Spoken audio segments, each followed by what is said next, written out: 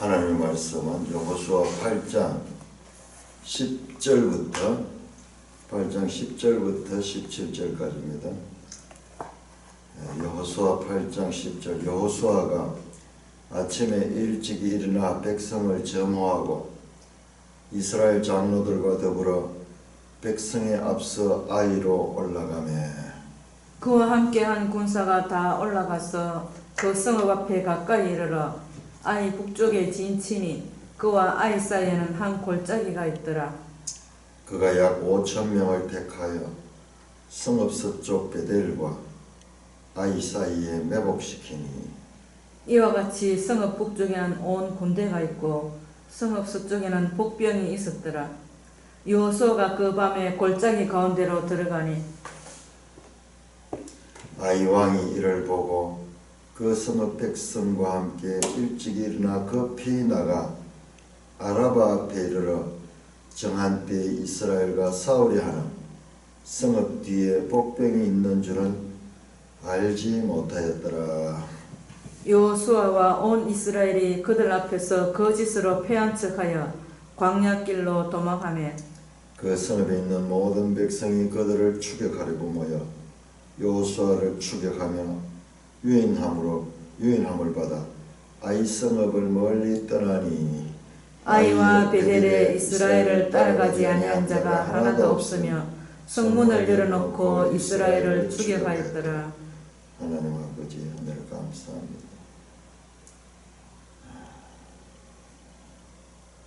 가나안 땅을 정복하면서 맞이하는 다양한 상황 속에서 하나님이 어떻게 일하시는가를 가르쳐 주심을 감사합니다. 여리고의 하나님, 또 아이의 하나님, 그리고 이어지는 하나님이 누구신가 잘 깨달을 수 있도록 성령으로 지도하여 주옵소서. 하나님 안다 하면서도 여리고의 하나님만 붙들고 아이성의 하나님을 무시하거나 그 반대의 일이 살아면서 많았던 것을 깨닫게 됩니다. 아버지 하나님 성령으로 바르게 깨닫게 하여 주옵소서. 예수님 이름으로 감사하며 기도드리옵나이다. 아멘. 자, 우리가 지난 시간에 8장 1절에서 이 9절까지를 봤는데요. 철저하게 이번 아이성 전투에서 3만 명 용사를 뽑아가지고 작전을 짜서 매복 작전을 하고 그 다음에 유도 작전을 하도록 한 군대는 앞에서 도망가는 것처럼 그렇게 하고 이 다른 한 군대는 매복했다. 우리 지도 138쪽을 한번 볼까요? 지도 138쪽 이런 장면들을 우리는 정말 참 이 지도를 통해서 이게 아무리 성경 신학자라도 이 지형을 모르면은 이게 실감이 안 날 텐데요. 자, 그러니까는 거기 아이성이 저 베델 바로 서쪽에 있습니다. 베델 서쪽에 한 부대는 북쪽에다 배치했다 그랬습니다. 11절에 보면은 그 매복 부대예요. 매복 부대가 11절은 그 성읍 앞 가까이 아이 북쪽에 진치니 북쪽이니까는 아이의 그 위에 진을 치고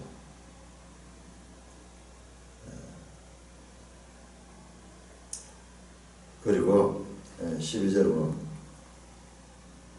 그가 약 5,000명을 택하여 성읍 서쪽 베델과 아이 사이에 매복시켰다. 베델과 아이 사이 그러니까는 아이로 보면은 북쪽입니다.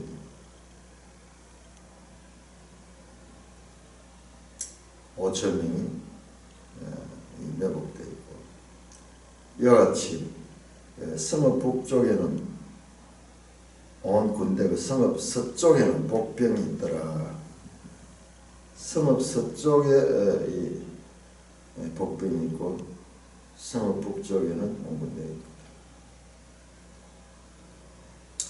자, 그래서 이 부분에 자세히 보면 조금 문제가 있어요.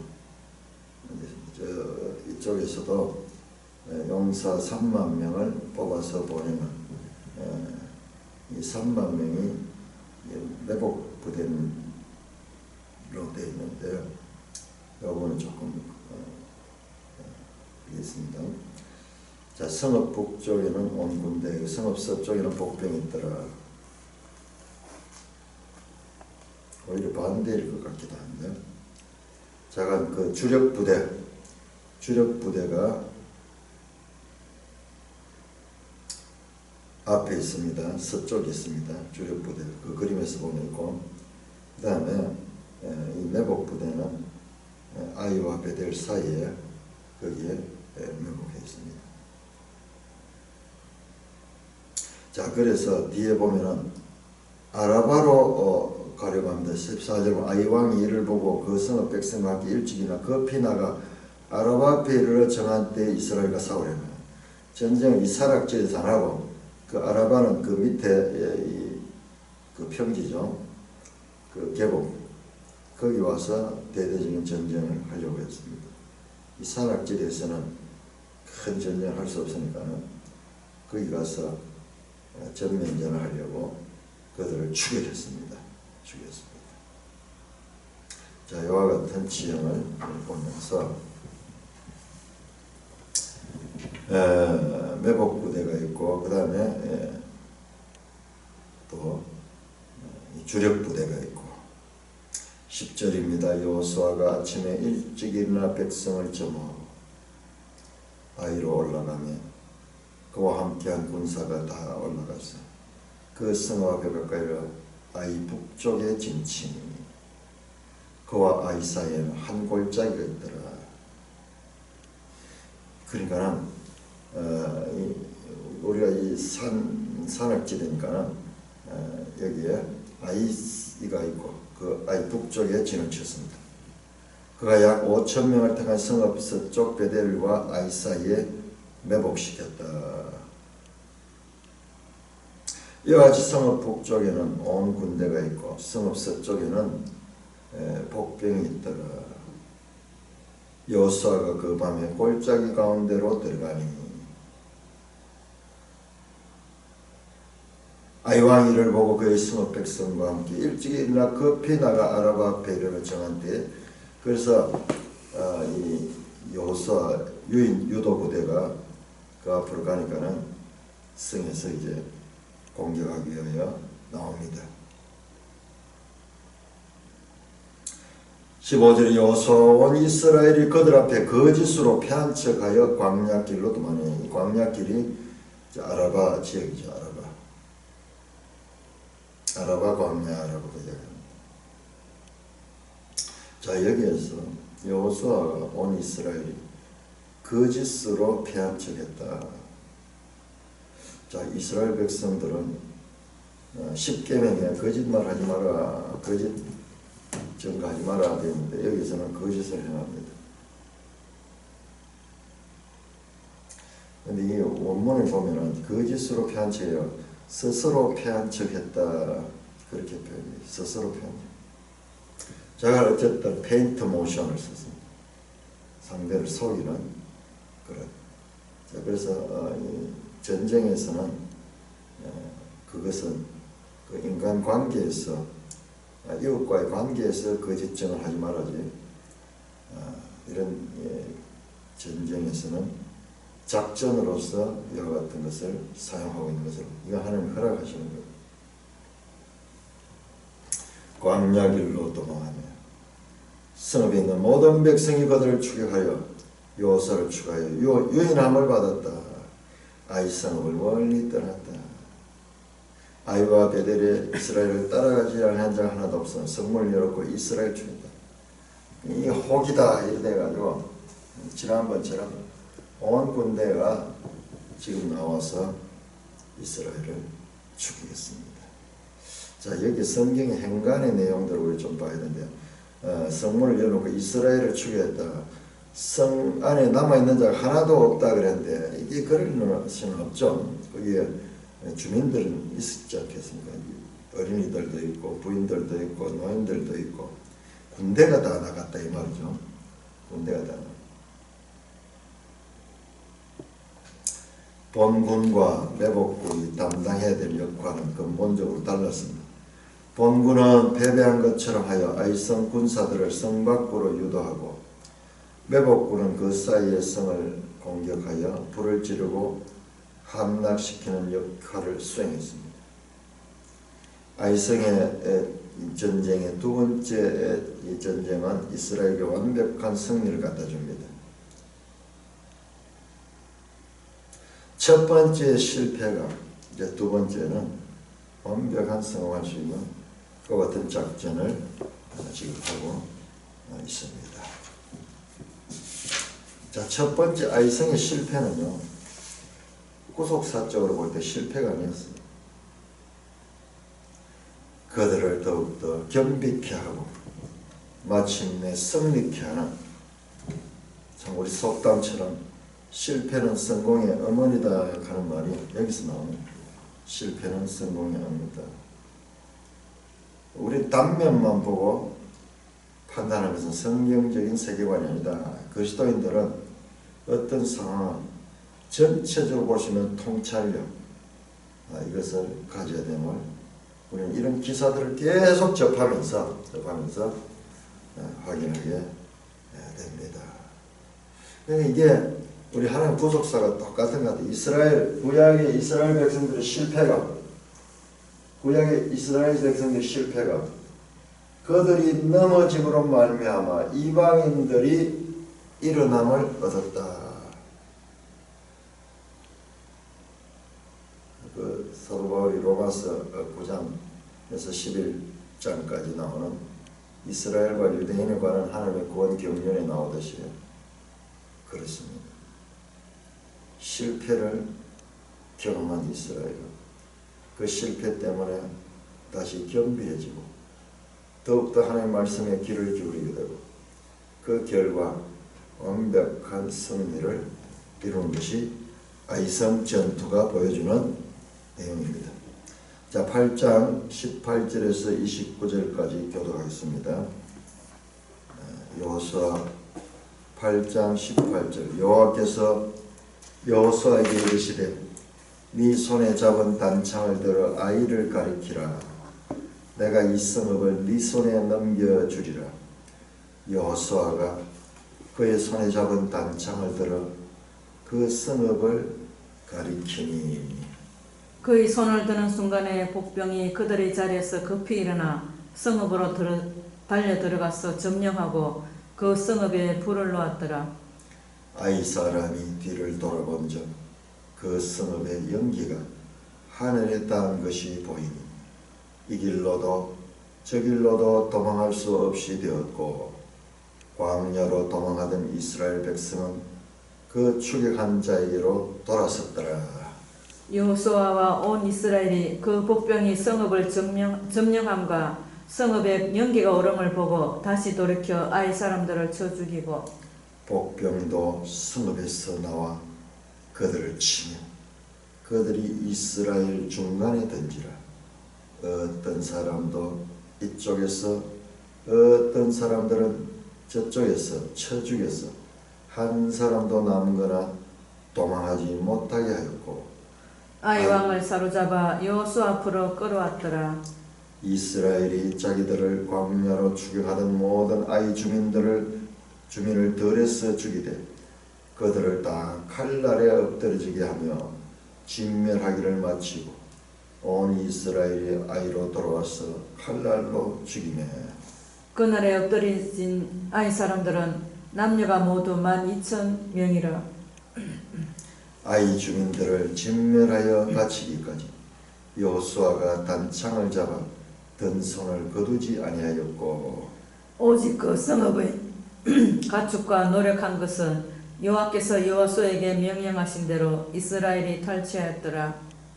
이에 여호수아가 아이를 불살라 그것으로 영원히 무더기를 만들었더니 오늘까지 황폐하였으며, 그가 또 아이 왕을 저녁 때까지 나무에 달았다가 해질 때 명령하여 그의 시체를 나무에서 내려 그 성문 어귀에 던지고 그 위에 돌로 큰 무더기를 쌓았더니 그것이 오늘까지 있더라. 이게 지금 아이성 기사의 마지막 부분. 마지막 부분은 또 다릅니다. 마지막 부분은 봅시다. 우리 또 한번 봅시다. 30절, 35절에 아주 또 새로운 장면 나와요. 이 전쟁에 승리한 다음에 제단을 쌓고 이 거룩한 의식을 행하는 내용이 나옵니다. 자, 참 이 부분은 흥미진진합니다. 8장 18절 여호와께서 여호수아에게 순간순간 계속해서 지금 작전을 지시하십니다. 여호와가 왕으로 전쟁의 군대 장관으로 여호수아에게 말씀합니다. 네 손에 잡은 단창을 들어 아이를 가리키라. 내가 이 성읍을 네 손에 넘겨주리라. 손에 들어는 창을 가지고 아이성을 향하여 내가 이 성읍을 네 손에 넘겨줄 것이다. 우리 지난번 역대기 할 적에 여호와의 천사가 나타나가지고 쫙 칼을 향하여 예루살렘을 향하여 들고 있는 장면이 나오는데 그런 모습들이 우리 구약 성경에 그것도 울림이 이번에는 반대로 여호수아가 그 창을 들고 그 아이성을 향하게 했습니다.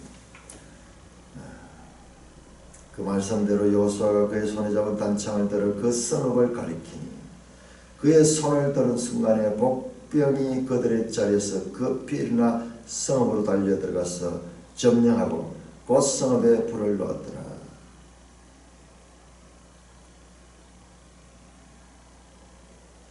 그러니까 지금 여호수아 이래는 앞에서 공개했잖아요. 그래서 후퇴하고 있잖아요. 도망가고 있잖아요. 유인하고 있잖아요. 근데 여기서 여호수아가 손을 드는 게 그 복병들 그 뒤에 있는데 안 보일 텐데 이게 하나의 사인이 됐어요. 사인이 됐어요. 그 하나님이 지금 양쪽을 다 지금 지휘하고 있습니다. 복병들, 매복 군대와 그리고 본진 군대 양쪽을 다 하나님이 지금 지휘하고 있습니다. 말씀대로 여호수아가 그 아이성을 향하여 창을 들 적에 마치 그것이 신호라도 된 듯이 사인이라도 된 듯이 매복 부대가 그들 자리에서 급히 일어나 성읍으로 달려 들어가서 점령하고 곧 성읍에 불을 놓았더라. 이 해렘시키거든. 해렘. 아이 사람이 뒤를 돌아본 적 그 성읍의 연기가 하늘에 닿은 것을 보이니 길로도 저길로도 도망할 수 없게 되었다. 자, 적군을 추격해 나가던 아이 사람들이 뒤를 돌아보니까 아이 성읍에서 연기가 나는 거예요. 다시 돌아가려고 그러니까는 함정에 빠져버렸어요. 광야로 도망하던 이스라엘 백성 그 추격한 대로 돌아섰더라. 아마 여기가 산지가 되어가지고 길이 아마 한 외길이었을 거예요.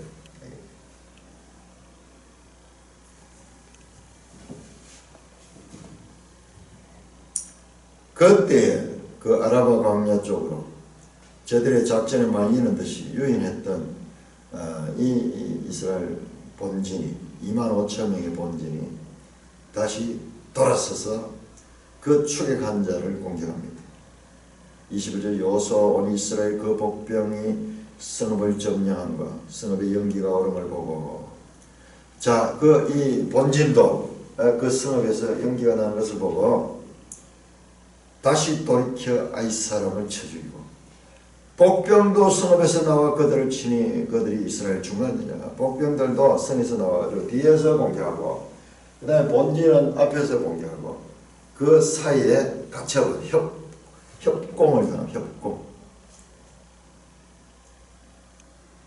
그들이 이스라엘 중간. 어떤 사람은 이쪽에서 어떤 사람들은 저쪽에서 저쪽에서 한 사람도 남거나 도망하지 못하게 되고 산에는 길이 외길이잖아요. 그러니까 그 사이에 걸려서 23절 아이 왕을 사로잡아 여호수아 앞으로 끌어왔더라. 이 아이 왕이 결박되어서 여호수아 앞에 끌려왔습니다. 24절 이스라엘이 자기들을 광야로 추격하는 모든 아이 주민들을 들여서 죽이되 그들을 다 칼날에서 엎드러지게 하여 진멸하였다. 진멸하였다. 해렘하였습니다. 온 이스라엘이 아이로 들어와서 칼날로 죽이매. 자, 다 칼날에 엎드려지게 하며 칼날로 죽이매. 이 표현을 우리가 주의 깊게 봐야 돼요. 이게 울림이에요. 울림. 참 우리가 어제도 설교 시간에도 말씀드렸고 오후 시간 나눌 때도 많이 했는데 성경은 소위 마트로시카 그 나왔던 그 울림, 그렇다면 계시록은 전부 울림이에요. 계시록 전부 울림이에요. 성경의 유기성에서 이 울림을 발견하는 게 참 중요한데, 그래서 우리는 성경을 깊이 묵상하고 또 찾아봐야 됐습니다. 그날에 엎드린 아이 사람들이 남녀가 모두 12,000명이라. 아이성 주민들이 12,000명이 있었는데 그때 공격하는 사람들 3,000명 데려갔잖아요. 처음에 1차 때. 너무 약봤던 것 같아요. 아이 주민을 진멸하여 바치기까지 여기 나오자면 계속 나오는 헤렘입니다. 헤렘인데 여호수아가 단창을 잡아 든 손을 거두지 아니하였다.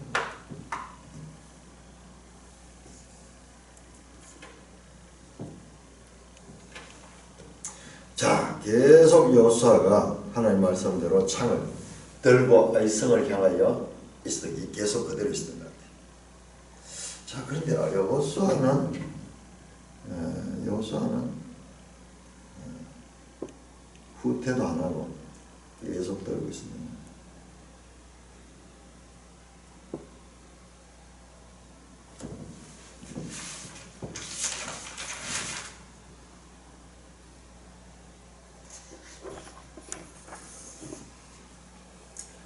여호수아와 그 본지는 폐허쳐가면서 도망하면서 제가 어느 지점에 가서 서 있었던 것 같아요. 서 있으면서 창을 향하였습니다. 그래서 이 완전히 진멸하여 바치기까지 여호수아가 단창을 잡아든 손을 거두지 않았다. 자, 이게 보니까는 출애굽기 17장 르비딤 기사예요. 르비딤. 그때하고 좀 다른 점은 그때 모세가 손을 들었고, 그때는 손을 들고 여기는 단창을 들고 있었고, 그때는 모세가 두 손을 들고 있었던 그것이 차이가 있지만 이 내용이 연결됩니다. 우리 한번 찾아볼까요? 출애굽기 17장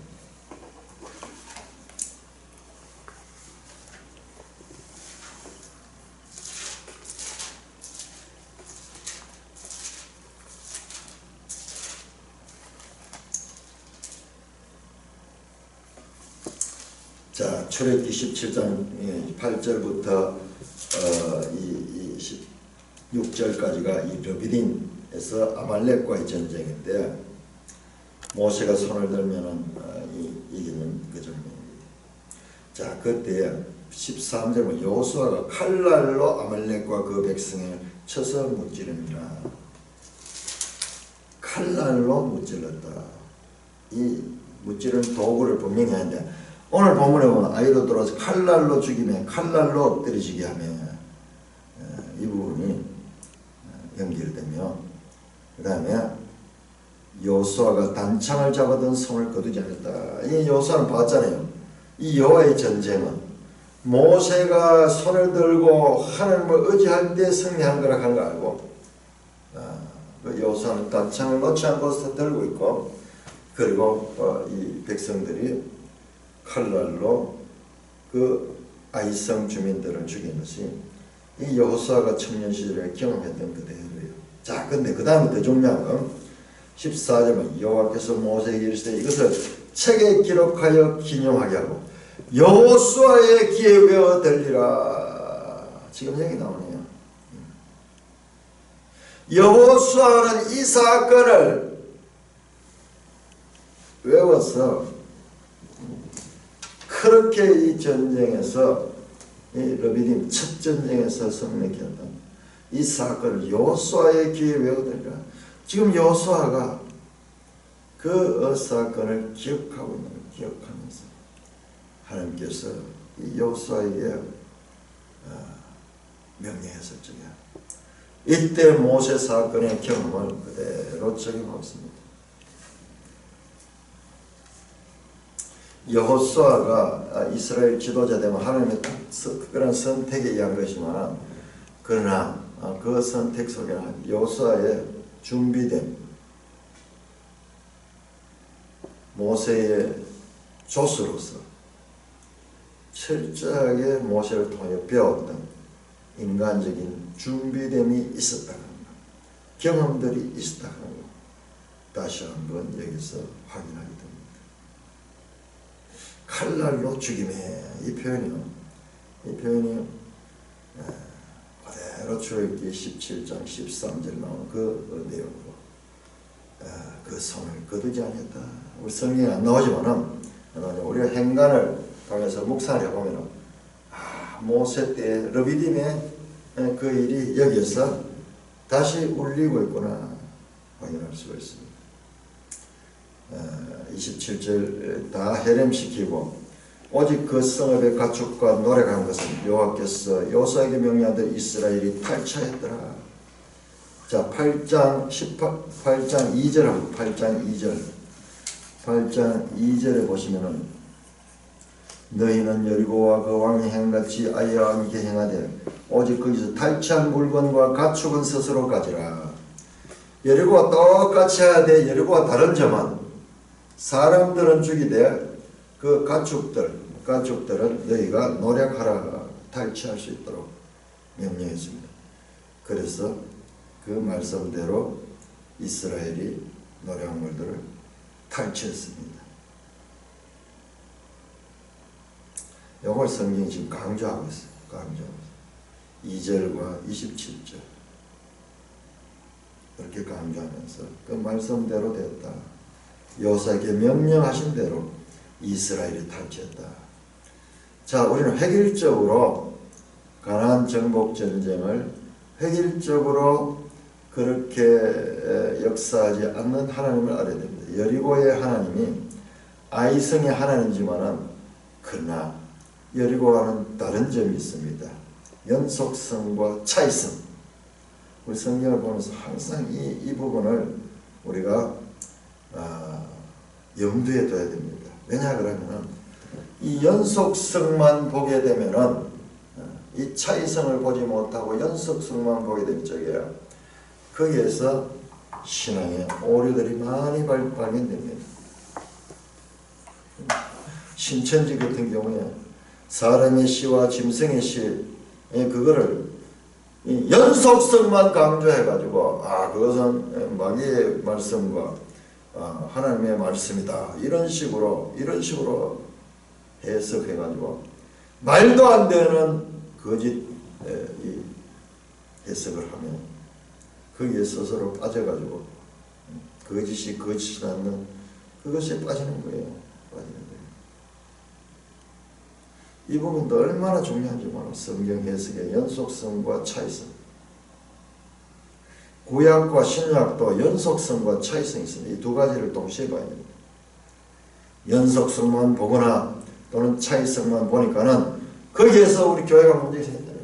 일부는 구약을 그대로 율법주의적으로 그대로 가져오고 구약과 신약을 연결시켜가지고 또 일부는 완전히 단절시켜가지고 그야말로 구원파 같은 그와 같은 잘못된 길로 나가게 됩니다.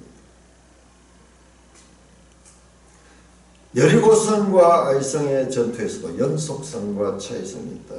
자, 여기서는 이스라엘이 그 가축들은 이 탈취물로 전리품으로 가질 수 있도록 그렇게 말씀하고 있습니다.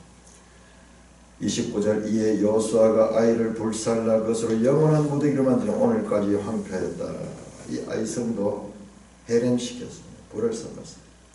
영원한 무더기가 만들어지니 오늘까지 오늘 저와 여러분들이 성경에 있는 이 시간까지 이 아이성은 하나님이 누구신가를 알리는 하나의 기념물 실물교는 영원한 무더기를 만들어버렸다.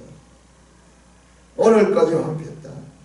그가 또 아이왕을 저녁 때까지 나무에 달았다가 해질 때 명령하여 그의 시체를 나무에서 내려 성문 어귀에 던졌다. 신명기 21장 22절에서 23절에 보면은 나무의 단자는 해질 때까지 두지 말라 그랬는데 그 말씀대로 준행합니다. 그 위에 돌로 큰 무더기를 쏘았더니 그것이 오늘까지 있더라. 아이왕을 처형시키고 아이왕이 큰 돌무더기를 만들었습니다. 그래서 아이성 전투에서는 두 개의 큰 돌무더기가 있습니다. 아골골짜기에 아간의 그 무덤과 아간과 그의 가족들의 무덤, 그리고 아이왕의 무덤. 이스라엘은 아간 사건을 통해 철저히 역사적이고도 신앙적인 교훈을 배웠습니다. 아이성의 첫 번째 실패는 더욱 견고히 하나님의 말씀을 순종할 다짐을 가지겠습니다. 이 교훈은 오늘까지 여기에서도 진행되고 있습니다. 그것이 오늘까지 있더라. 역사적 교훈이다.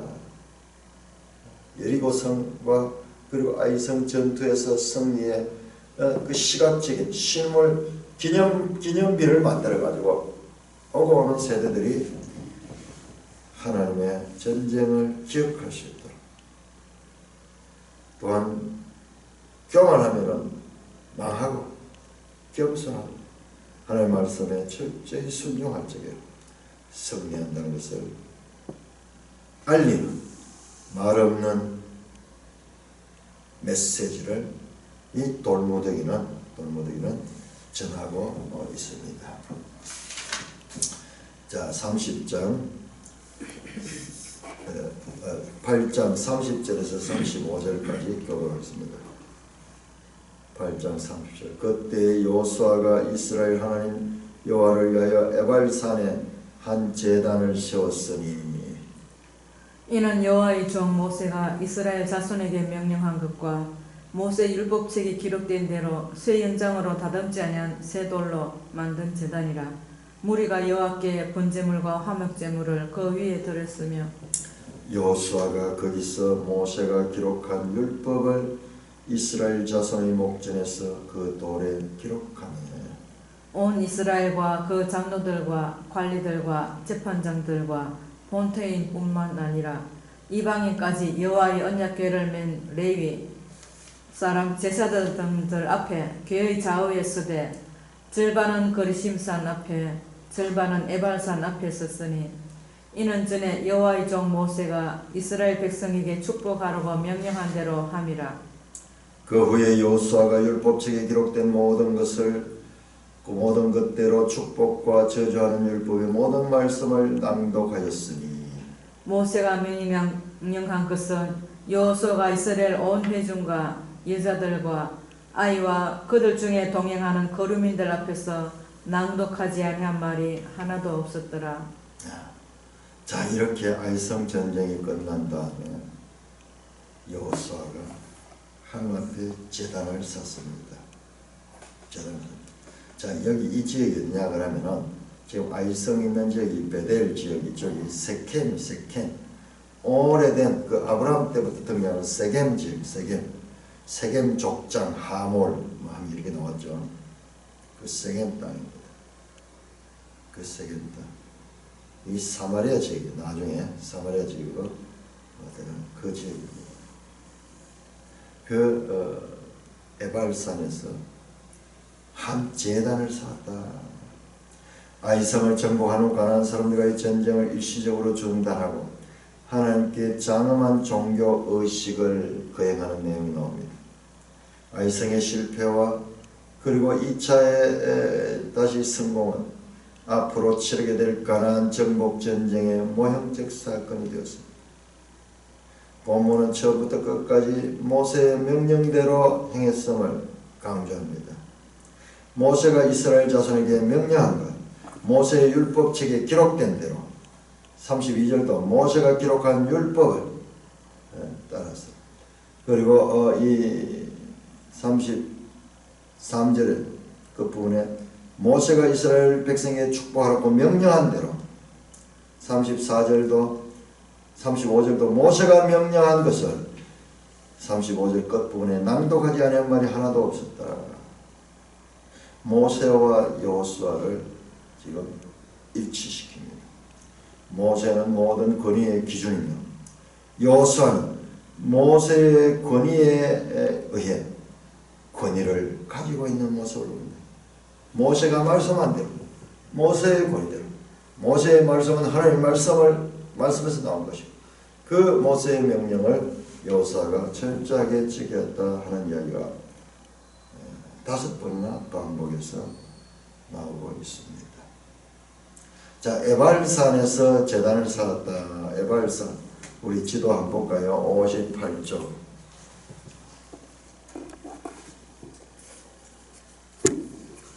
58조 이 세겜 지역에서 이 에발산은 아주 높은 산입니다.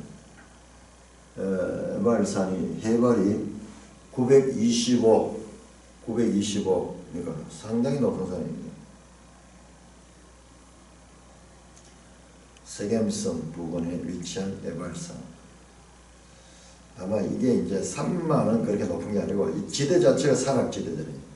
그래서 해발 그럴 거예요. 그래서 이 자체가 산지니까는 이 봉우리는 그냥 평지에 있는 산처럼 다르지 않고 그 산입니다. 요 에발산 맞은편에 그리심산이 있어요. 그리심산 거의 같은 높이인데 조금 낮네요. 그리심산 867m.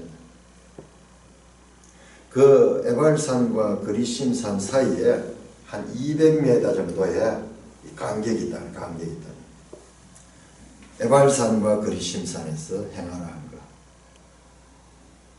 그게 바로 신명기에 나오잖아요. 자, 그 신명기 보기 전에 먼저 제단을 쌓는데 그 제단에 대한 설명합니다. 이는 여호와의 종 모세가 이스라엘 자손을 명령할까 모세의 율법책에 기록된 대로 쇠 연장으로 다듬지 않은 새 돌로 만들기라. 너희가 제단을 만들 때 이 사람의 손으로 다듬지 말라 했던 그 말씀대로 그렇게 다듬지 아니한 제단을 돌로서 제단을 만들었다. 그리고 그 제단 위에 무리가 여호와께 번제물과 화목제물을 그 위에 드렸음을 볼 수가 있습니다. 자, 이게 전부 다 모세가 여호수아에게 말씀한 대로 율법책에 기록된 대로 행한 겁니다. 자, 신명기 27장 신명기 27장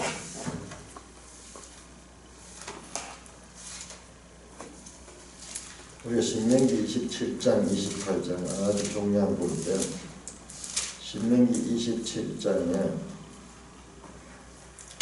보면은요 우리가 읽으면서 항상 그 현장과 이 말씀이 예언인가 실제 성취되는 건가 이 부분 잘 봐야 되는데 읽다 보면 그걸 놓쳐버리니까는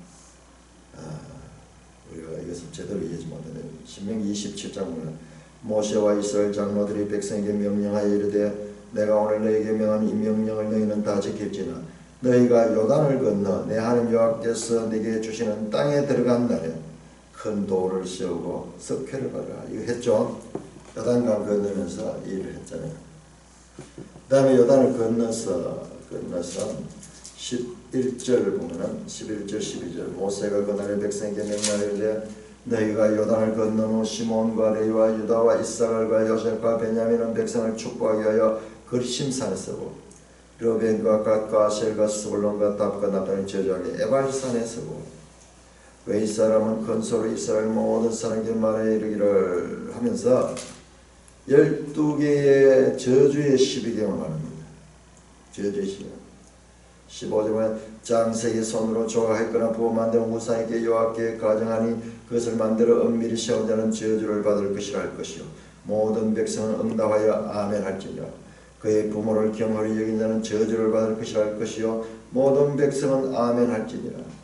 그의 이웃의 경계표로 옮긴 자는 저주를 받을 것이라 할 것이요 모든 백성은 아멘 할지니라. 이렇게 12배의 저주의 이 맹약을 하도록 합니다. 26절에 이 율법의 말씀을 실행하지 않은 자는 저주를 받을 것이 할 것이요 모든 백성은 아멘 할지니라. 그리고 28장에 들어가서 말씀을 순종하는 자는 복을 받고 불순종하는 저주를 받는다는 이야기가 순종과 불순종, 저주와 복의 이야기가 28장에 나옵니다. 지금 이 말씀을 지금 행하는 거예요. 이 말씀. 먼저 제사를 드립니다. 제사를 드립니다. 27장 6절에 보세요. 6절에 보세요. 나는 다듬지 않는 돌로 내 하나님 여호와의 제단을 쌓고 그 위에 내 하나님 여호와께 번제를 드릴 것이며 또 화목제를 드리며 거기서 먹으며 내 하나님 여호와 앞에서 절구하라. 지금 이 말씀, 이 신명기 27장 이 말씀을 지금 여호수아가 실행하는 거예요. 실행하는 거예요. 그 세겜 땅에 들어가서 에발산 앞에서 32절 여호수아가 거기서 모세가 기록한 율법을 이스라엘 자손의 목전에서 그 돌에 기록했다. 여기 기록하라 했는데 다시 똑같이 기록합니다.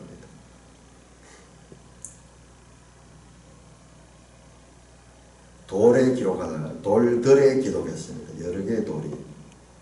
신명기 27장 2절에서 4절에 보니까 그렇게 나옵니다. 너희가 요단을 건너 네 하나님 여호와께서 주시는 땅에다가 큰 돌들을 세우고 석회를 바르고 요단을 건너 율법의 모든 말씀을 그 위에 기록하라.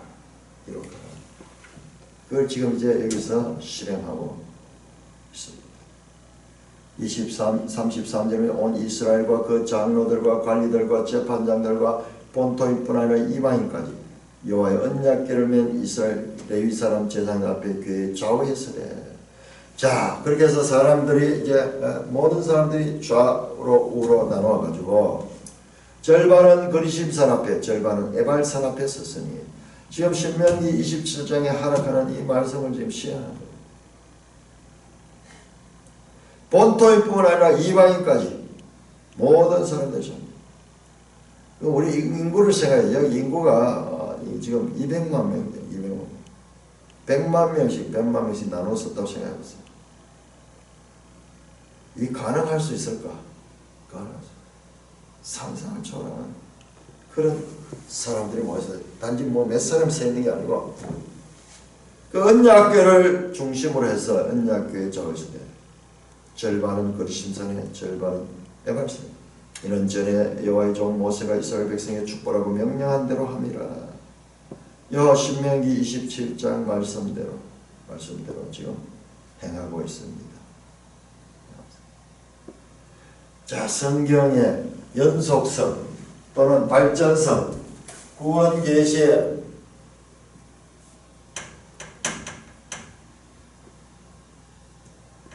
발전성을 보게 됩니다. 모세가 말씀하고 여호수아가 성취하는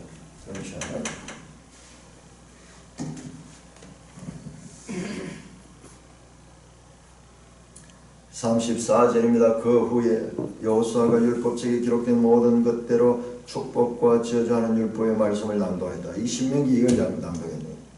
신명기 28장을 낭독했네요. 축복과 저주. 신명기 28장 1절에서 14절까지는 축복에 대한 것, 15절에서 마지막 64절입니다. 68절까지는 저주에 대한 이 말씀을 선포하는 거예요. 우리는 기록으로서 이렇게 보니까는 이렇게 보면 이건 이스라엘 백성이 처음 듣는 거예요. 이스라엘 백성들은 그 현재 이스라엘인들에게 지금 여기 신명기 27장 28장은 너희가 그 요단을 건너 그 땅에 가거든 그리심산 앞에서 에발산 앞에서 마치 우리가 이걸 저도 이걸 보면서 다시 수정했는데 마치 이게 그때 광야에서 이스라엘 백성들이 이렇게 행했는 것이 생각했는데 그게 아니고 이것은 가서 이렇게 행하라는 그런 명령이에요. 지금 이제 그 명령을 지금 행하는 거예요. 지금.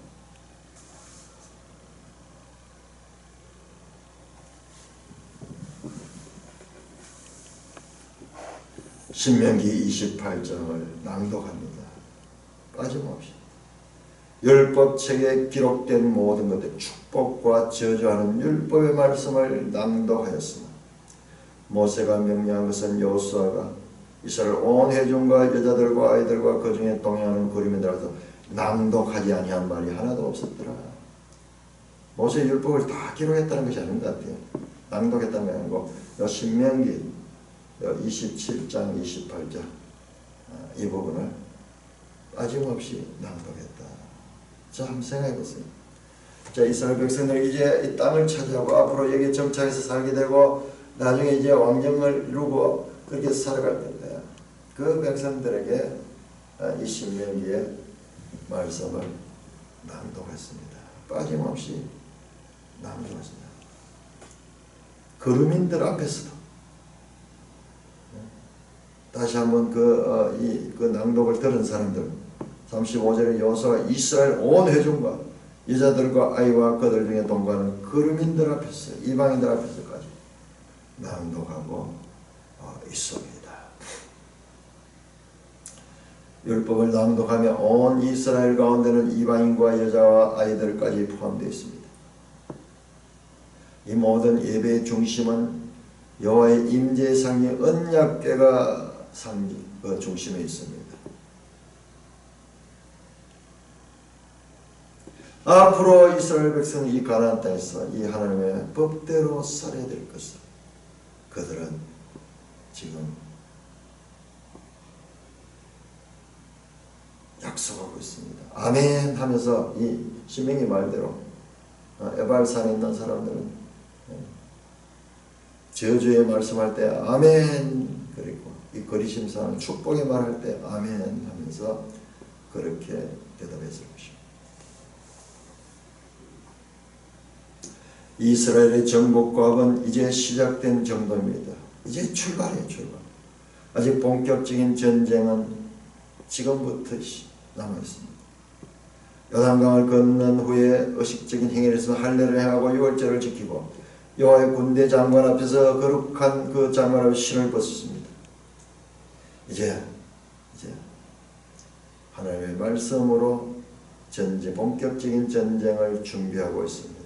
여기는 율법책에 기록된 모든 것대로 거기에서는 의식만 했다가 여기는 율법의 말씀을 낭독하고 그것에 순종하겠다는 그와 같은 다짐이 있습니다.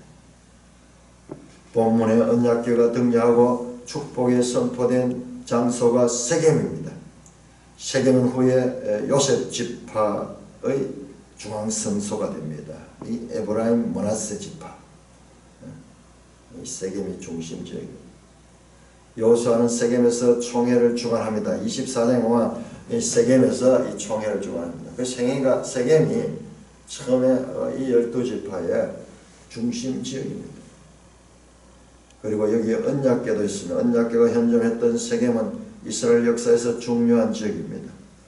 예루살렘 이전에, 예루살렘이 다윗 때 이제 이 중심으로 들어오는데 그 이전에 이 세겜이 가장 중요한 지역이었습니다. 이것이 바로 사마리아 지역, 사마리아 지역.